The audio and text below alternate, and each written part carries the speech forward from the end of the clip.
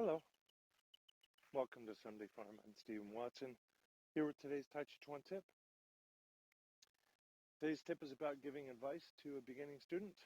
I don't know how beginning, but somewhat of a beginner at least.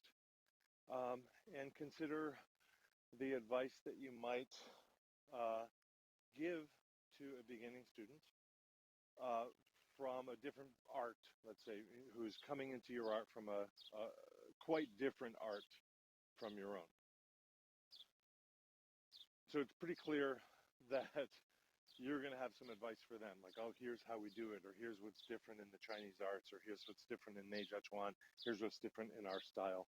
Great.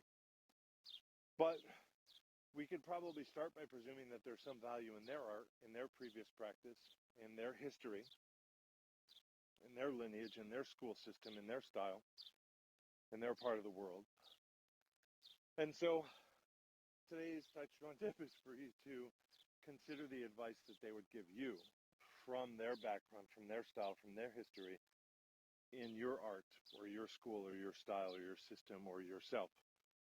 And maybe that means you have to actually reach out. Maybe you recall it, but I'd like you to ask that question, whether formally or not. Maybe you're just accessing your memory and like, oh yeah, I remember that advice. In which case, put it into some practice or consider it more deeply. And if not, go ask. What is the advice? What does an Ishinru stylist have as advice for a Tàijíquán player? Right? What does a judoka have to say to a Xingyiquan stylist? What does a karateka have to offer to somebody practicing Baguazhang or Tàijíquán, Qigong? Enjoy. Remember, this whole thing is built. The substrate is the substance of inquiry. Thank you. Thank you for your support. We're relying on donations now more than ever. Here are all the ways that you can help. Online reviews, sharing videos, commenting, subscribing also help.